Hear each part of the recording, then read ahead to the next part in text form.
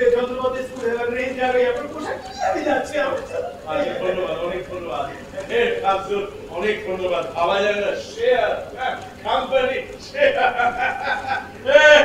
আরে হালেলুয়া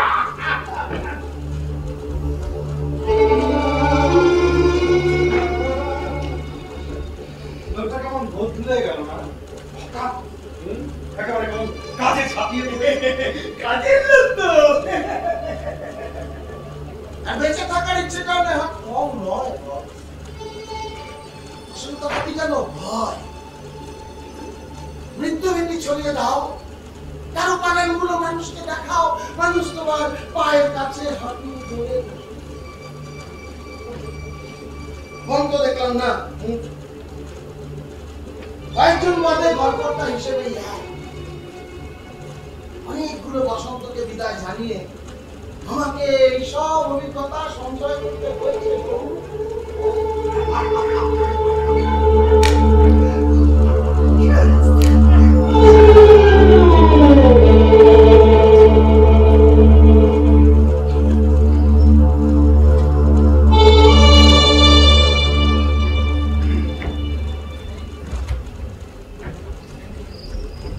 আজ কেমন যেন আনন্দ হচ্ছে মনে হচ্ছে কবিতা লিখি মটরশুটি রঙের সোয়েটার মা বুনে দিয়েছিল মার্ক আমার প্রিয় বন্ধু ছিল ও ভালো ফুটবল খেলতো ডেনিস তুমিও খেলা দেখেছো ফুটবল খেলাটা তো তরঙ্গের আদান প্রদান এই আমার কাছে একটা আছে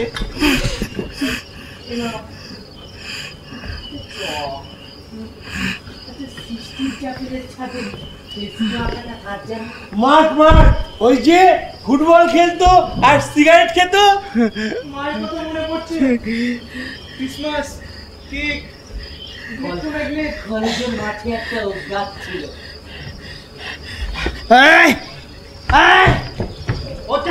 ওটা ফুটবল ছিল ফুটবল কথা কথা বাইরে গেল বাইরে গেল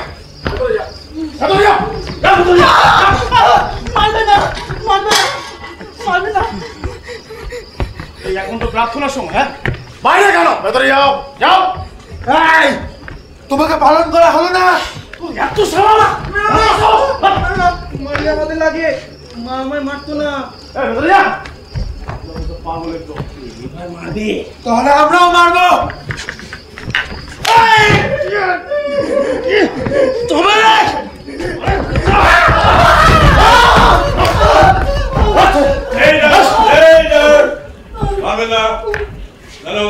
আমি ওদের বলেছি বারান্দায় পায়চারি করতে ওরা অসুস্থ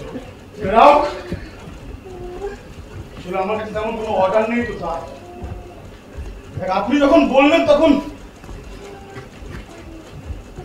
আপনি ভালো আছেন তো হ্যাঁ খাদ্যদের এই ব্যবস্থা খারাপ থাকা তো উপায় নেই আপনার সঙ্গে অনেকদিন পর দেখা হলো আপনার 2 সপ্তাহ তো হবেই হ্যাঁ 2 সপ্তাহ হয়ে গেল হ্যাঁ আচ্ছা এইটার আমি ভেতর থেকে যদি আপনাকে ডাকতে চাই তাহলে আমাকে কি করতে হবে না মানে আমাকে তো অনেকটা সময় এখন ওই ক্যাফের ল্যাবরেটরিতে কাজ করতে হয় যদি প্রয়োজন হয় হঠাৎ কেন এই খাদ্যদের ঘরে এবং তাদের ঘরের পাশে সুইচ আছে ওখানে টিপলে ওখানে বেল বাজে ও ধন্যবাদ ধন্যবাদ ধন্যবাদ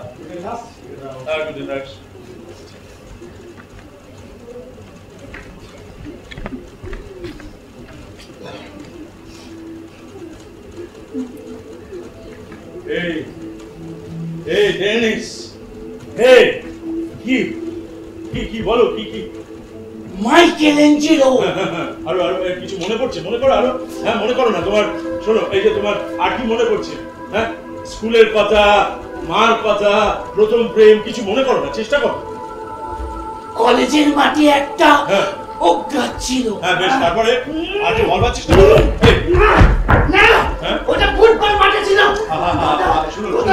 আপনি আমাকে মায়ের কপিনের রংটা মেটে হলুদ বেশ তারপর আর কি মনে পড়ছে কি ছিল গাছ নদীর জলে গাছ ছায়াটা অনেকগুলো মাছ বেশ তারপরে লাইনগুলো মনে পড়ছে মনে করার চেষ্টা করো আপনারা একটু মনে ও মান্যজনেরা, আমি এরকম 12 জন বিজ্ঞানীকে রোজ চোখের সামনে দেখছি।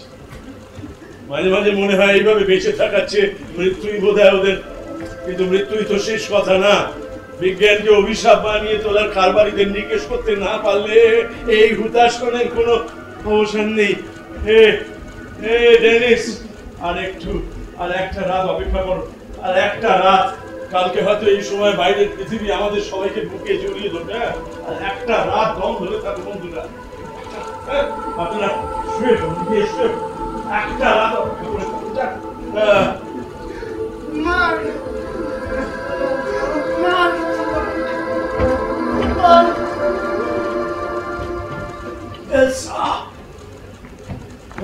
সবাই তৈরি? আমি ইউনিভার্সিটিতে তা করে দিয়েছি। বাহ বাহ বাহ, সবাই প্রস্তুত। এই চিঠিটা ওদের। বেশ। ওরা কাল দুপুর 2টা নাগাদ আসছে। ততক্ষণে আপনাকে কিন্তু কাজটা এগিয়ে রাখতে হবে। আমি সব তৈরি করে রেখেছি। তোমাকে আমার হয়ে একটা কাজ করতে হবে, একটা সাহায্য করতে হবে। শোনো, তুমি ওই র্যাপের বারান্দায় যে টুল বক্সটা আছে সেখানে যাবে, গিয়ে টুল বক্সটা থেকে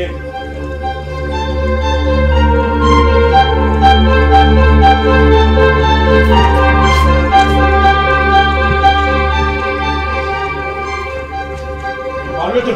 দেখো প্রাণ সংশয় আছে কিন্তু। হ্যাঁ বলো, পারবে তো? আমাকে পারতেই হবে প্রফেসর, পারতেই হবে। হ্যাঁ হ্যাঁ, ধন্যবাদ। গুটের নাশ কেন্দ্র। হ্যাঁ গুটের নাশ, গুটের নাশ, গুটের নাশ।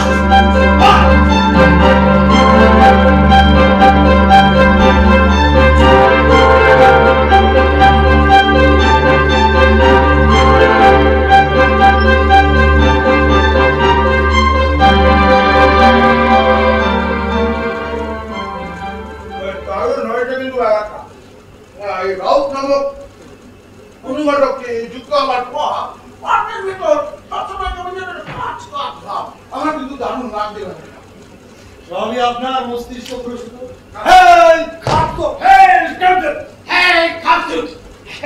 স্যার, প্রফেসর রাউত একেবারে কামাল করে দিলেন স্যার।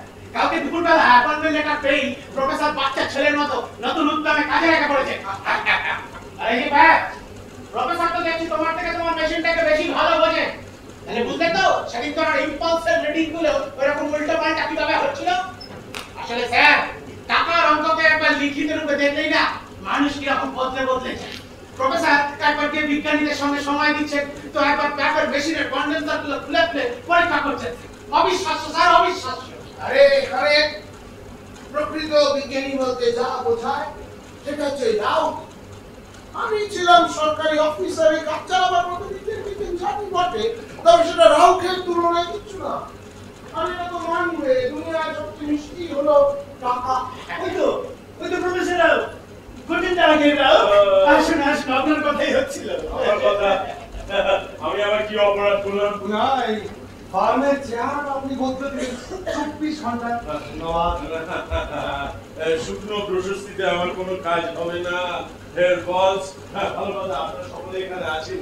আমি কি একটা কথা আপনাদের জানাতে পারি? হ্যাঁ বলুন বলুন। আচ্ছা, ওই মেয়ে যে এলসা ব্লেন্টার, ওকে কদিন একটু ফার্মের বাইরে রাখা যায়? ও এত সব কাজে নাক গলাচ্ছে, কেউ যে ইঁদুরের মতো মেয়েছি। হ্যাঁ, আজকে তো দেখছিলাম আবার ওই প্যাপের টুল বক্সটা নেড়ে চেড়ে দেখছিল, কিন্তু কাজ করা অসম্ভব হয়ে যাচ্ছে। হ্যাঁ, এলসা এলে একবার আমার সাথে দেখা করতে হবে। স্যার, মেশিনগুলো কেমন দেখলে? হ্যাঁ, ও অসামান্য। বিজ্ঞানের একটা বেসিক বিষয়কে যেভাবে কাজে লাগানো হচ্ছে অসামান্য, ভাবা যায় না। ওগুলো আমারই মডেল।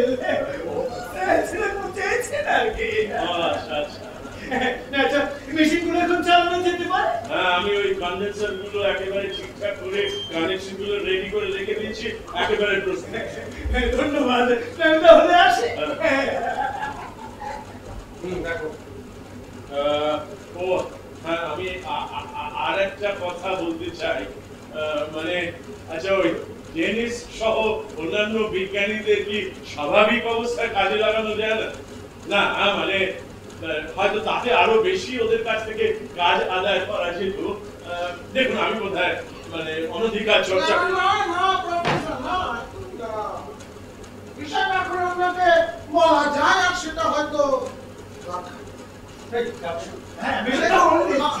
দেখুন আমরা এখানে যেভাবে একটা কাজ বের করে আমরা চেষ্টা করছি তা এখানে যারা আছে অনেকেরই পছন্দ হতো না, তারা এই কাজে অসংখ্য সহস্র ছিদ্র বিরুদ্ধ প্রশ্ন, কিন্তু কাজ আমাদের চাই এবং একটু দ্রুত চাই। এই ডেনিস এই কাজে অসংখ্য প্রশ্ন, এখনো বুদ্ধি আছে, জ্ঞান আছে, তো জ্ঞানটাই শুধু আমাদের দরকার। বুদ্ধিটা ওকে লুটিয়ে রাখতে হতো, রাখি হলো না, ফলে আমরাই সেটাকে অকেজ করি। মানে কেউ যদি নিজের ভালোটা নিজে থেকে বুঝতে না চায় তখন তো তাকে জোর করে ভালো রাস্তায় নিয়ে আসতে হয়। এখন এই জোর করাটা উচিত না অনুচিত সে নিয়ে প্রশ্ন হতে পারে, কিন্তু দেখুন দ্রুত কাজ পেতে গেলে, দ্রুত সভ্যতাকে এগিয়ে নিয়ে যেতে গেলে প্রয়োজন তো চাবুক ছাড়িয়েও কেনা জানে উদ্দেশ্য যদি মহৎ হয় তাহলে যে কোনো কর্মপদ্ধতি কর্তব্য বলে বিবেচিত হতে পারে। বাহ, অসাধারণ! আপনার কাছ থেকে কত কিছু শেখার আছে। ভাবা যায় না আপনি।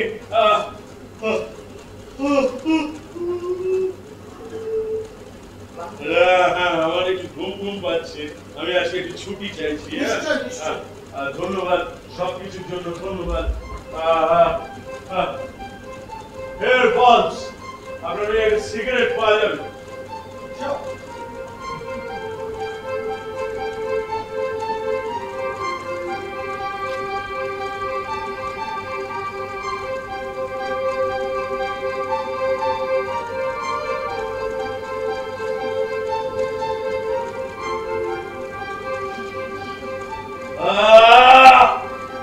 আপনার সিগারেট অসামান্য, শরীরে কিরকম একটা কোটি কোটি ইম্পালস আসছে। বাপরে, আমার তো নাচতে ইচ্ছে করছে। অসম্ভব।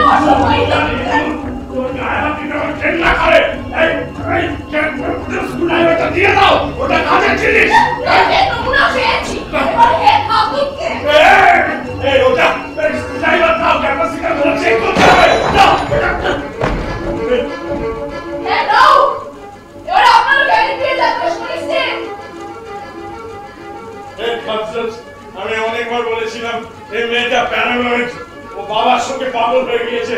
আপনারা কথা শুনেননি, এবার খেলা সামলান।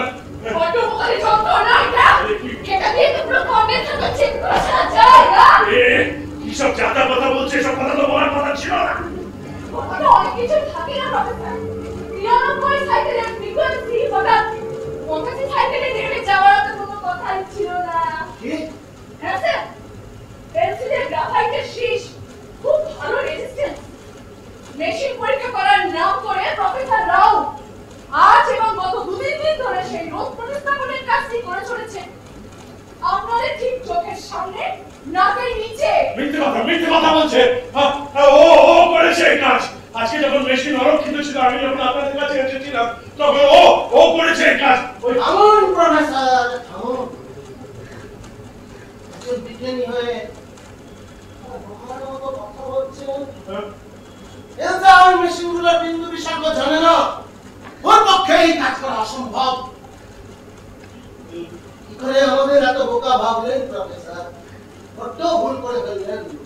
কি করে ভাবলেন মাত্র একটা সেকশনে আপনার 180 ডিগ্রি ঘুরে আমাদের প্রস্তাবে সম্মত হয়ে যাওয়া আমাদের বিন্দু মাত্র কিছু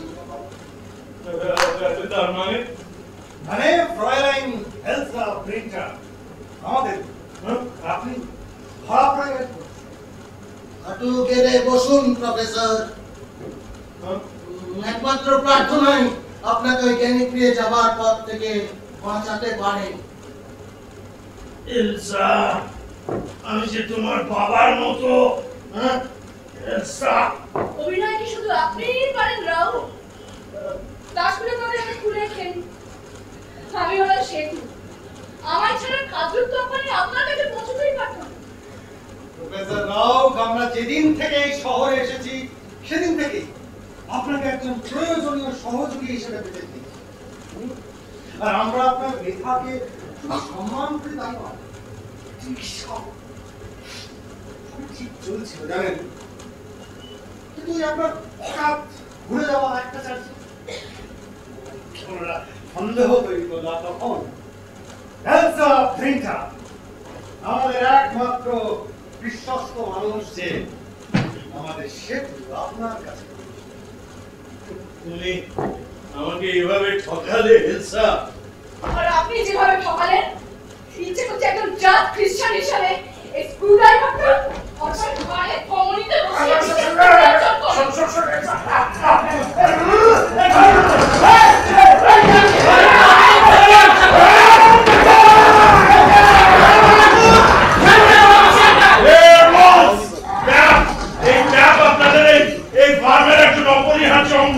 আপনি নিশ্চয়ই ক্যাফের জীবন বাজি রাখতে চাইবেন না। আমার কিন্তু লক্ষ্য নষ্ট হয় না। আর আমার তো লক্ষ্য নষ্ট হওয়ার কোনো চান্সই নেই। আপনি এই ট্রিগারটা টিপলে এই স্ক্রুড্রাইভারটা ক্যাফের ধমনী ছিন্ন করে দেবে। আর 16 দিন আগেই তো আমার মৃত্যু হয়েছে। আমি মৃত্যু নিয়ে নতুন করে ভাবি না। পিস্তলটা মাটিতে ফেলে পা দিয়ে আমার কাছে এগিয়ে দিন।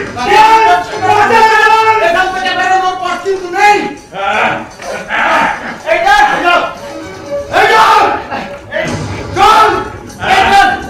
ওরা দুজনেই অজ্ঞান।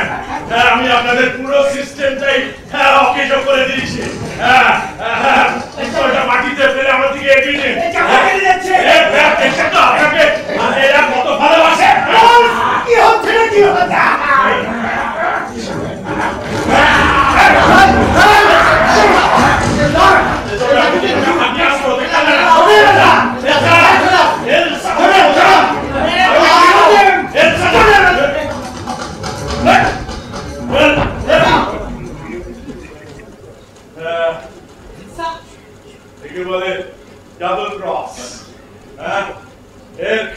নিশ্চয়ই এই খেলার সঙ্গে সম্যক পরিচিত। আমি জানতাম এলসা ব্রিন্টার আপনাদের কাছে অনেক বিশ্বাসযোগ্য হবে, তাই এই ছোট্ট নাটকটা করতে হলো। আর আপনি অস্ত্র ছাড়া এই নাটকের পরিসমাপ্তি অসম্ভব। আর কে না জানে, উদ্দেশ্য যদি মহৎ হয় তবে যে কোনো কর্মপদ্ধতি কর্তব্য বলে বিবেচিত হতে পারে।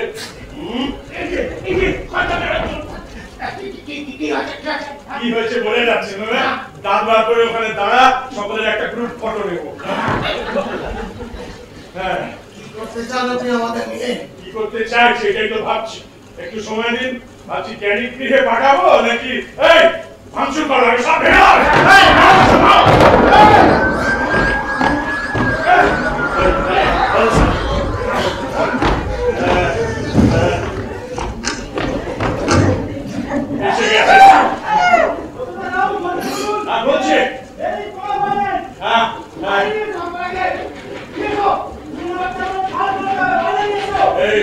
সবাই এদের শক্ত করে ধরে রাখো। আচ্ছা, এই পিস্তলটা তুমি ওই পালের বোঝাটার দিকে তাক করে থাকবে। হ্যাঁ, একটু নড়াচড়া করলে খুনিটা উঠিয়ে দেবে। খুলছে খুলছে। ধন্যবাদ প্যাপ এই স্ক্রুড্রাইভারটার জন্য। হ্যাঁ হ্যাঁ, ধন্যবাদ ধন্যবাদ হেড বস। আসছে আসছে। চল, এবার ওই চেয়ারে তোকে বসাবো। চল চল।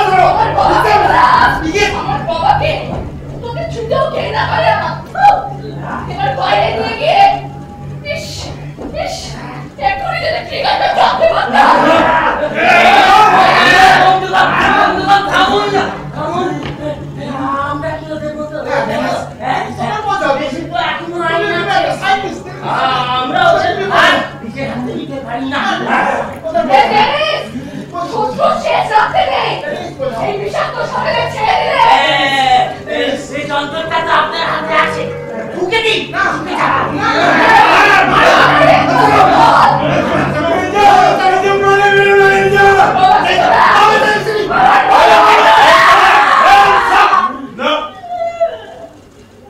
মানুষ মারা তো সহজ নয়। তাছাড়া দেশে এখনো আইন আছে। আমি ওয়েস্টার্সের নগরপাল। এই অ্যারেস্ট কর।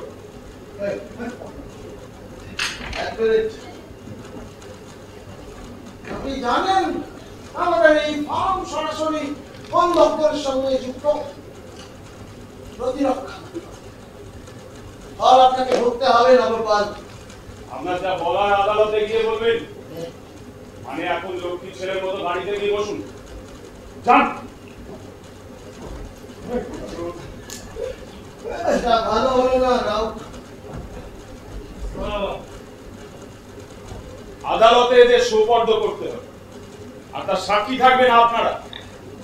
বিজ্ঞানের অগ্রগতিকে শুধুমাত্র নিজেদের স্বার্থে কাজে লাগাতে গিয়ে কত প্রতিভাধর মানুষকে এরা শেষ করে দিয়েছে। আদালতে এদের দৃষ্টান্তমূলক শাস্তি দাবি জানাবো আমরা, যাতে ভবিষ্যতে আর কেউ এরকম জঘন্য অপরাধ করার সাহস না পায়। Danke, Professor, danke. Danke, Fräulein.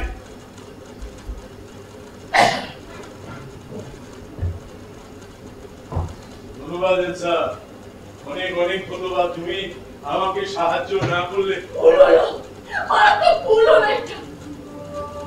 আপনি তো এখানে পারবেন, একমাত্র আপনি। আরে গর্ব করতে হবে আমাদের সবাইকে।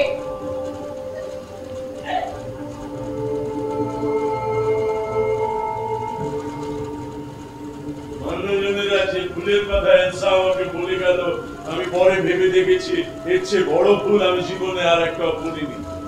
হয়তো গোটা দেশ কিংবা মানব সভ্যতার ইতিহাসটাই পাল্টে যেতে পারত। আমার মনে আছে কালো সামরিক গাড়িতে করে ওদের নিয়ে যাওয়া হয়েছিল, ওদের তুলে দেওয়া হয়েছিল সরকারি কর্তৃপক্ষের হাতে। নগরপাল একটি জ্বালাময়ী ভাষণ দিয়েছিলেন মানুষের পাপ এবং মানুষের মহত্ব নিয়ে, বাইবেল থেকে বাছা বাছা উদ্ধৃতি। যেহেতু ওদের অপরাধটা সামান্য চুরি বা খুনের ঘটনা নয়, তাই ওদের জন্য চাই আরো সূক্ষ্ম বিচার এবং সেই জন্য চাই সর্বোচ্চ আদালত। সামরিক কালো গাড়িতেই ওদের নিয়ে যাওয়া হয়েছিল। আমার মনে আছে প্রথম কদিন ওদের অপরাধের কাহিনী বিচারের বিভিন্ন পর্যায় খবরের কাগজের প্রথম পাতায় নিয়মিত ছাপা হতে লাগলো। তারপর আরো অন্য অনেক খবর এসে সেগুলোকে পেছনের পাতায় পাঠিয়ে দিল এবং একদিন আর কোনো খবরই থাকলো না। আমি যথারীতি আমার বিশ্ববিদ্যালয়ের সঙ্গে যুক্ত হয়ে পড়েছিলাম। ডেনিস, ওই বিজ্ঞানী ডেনিস মারাত্মক অসুস্থ হয়ে পড়ে। ওর স্ত্রী আর ছেলে মেয়েদের নিয়ে সমুদ্রের ধারে একটা ছোট শহরে চলে যায়, আর বাকিরা যে যার মতো ছড়িয়ে পড়ে। শুধু ওই মেয়েটি এলসা প্লিন্টার, ওরই আর কোনো খবর পাওয়া যায় না। সেই যে সবার সঙ্গে সেদিন বেরিয়ে গেল, তারপর থেকে আর কোনো খবর নেই। মাঝখানে আমাকে আদালত থেকে ডেকে পাঠানো হয়েছিল, আমি গিয়েছিলাম, ভেবেছিলাম এলসার সঙ্গে আমার দেখা হবে, কিন্তু ও আসেনি, কিংবা হয়তো ওকে ডাকা হয়নি, কিংবা আলাদা করে ওকে অন্য কোনো দিন ডেকেছিল। এতদিন পরে, প্রায় 1 বছর পরে এলসা প্লিন্টার আমার এই ল্যাবরেটরিতে এসে হাজির হলো মান্যজনেরা, এবং যাকে বলা যায় এই ল্যাবরেটরিতে এসে একেবারে অসম্ভব উত্তেজিত হয়ে আমাকেই কাঠ করায় দাঁড়াবার চেষ্টা করল।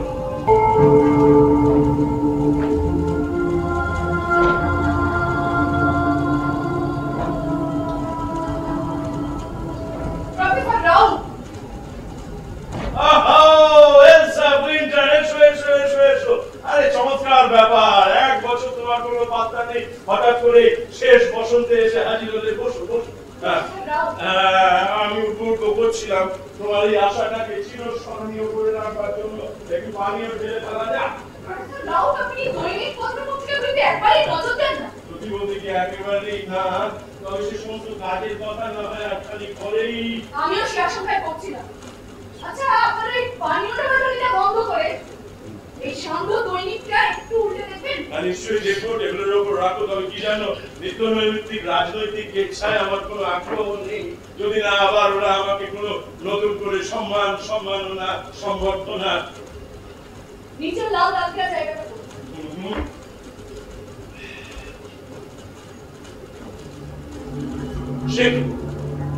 আবার গত 1 মাস ধরে প্রত্যেক রবিবার ওই একই বিজ্ঞাপন বেরোচ্ছে।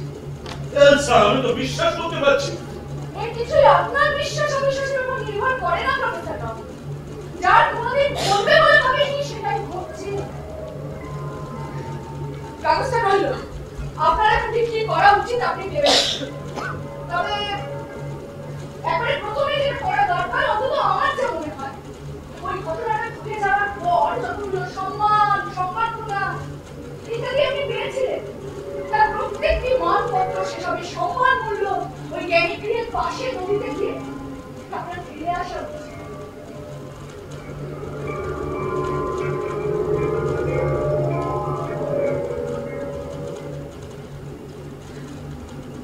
ধন্যবাদ, আসছি আমি।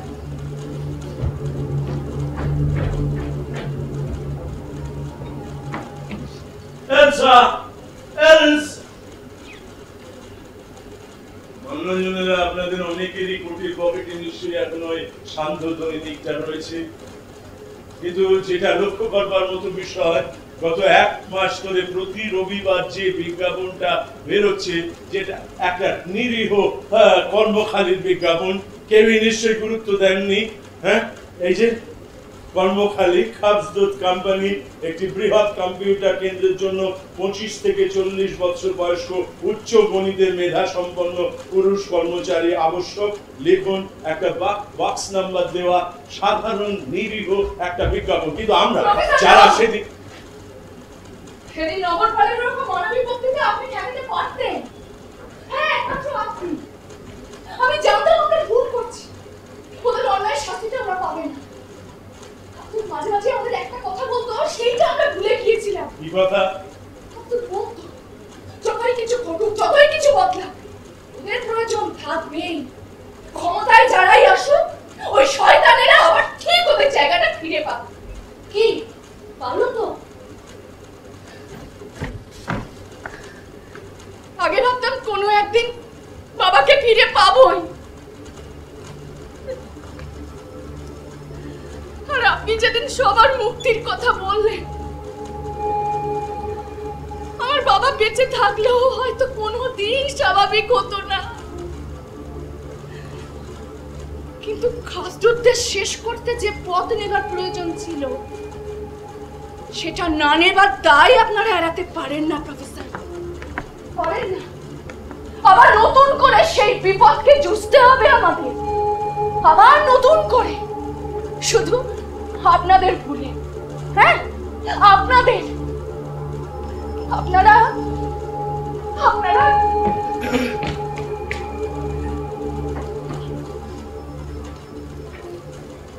মনোরঞ্জনেরা আপনাদের অনেকেরই কুটির পকেটে নিশ্চয়ই সান্ধ্য দৈনিকটা এখনো টাটকা রয়েছে। কিন্তু যেটা লক্ষ্য করবার মতো বিষয়, যেটা দেখে আমি বায়ান্সা একেবারে বিষয় হতবাক হয়ে গিয়েছিলাম, সেরকমটা নিশ্চয়ই আপনাদের মনে হয় না।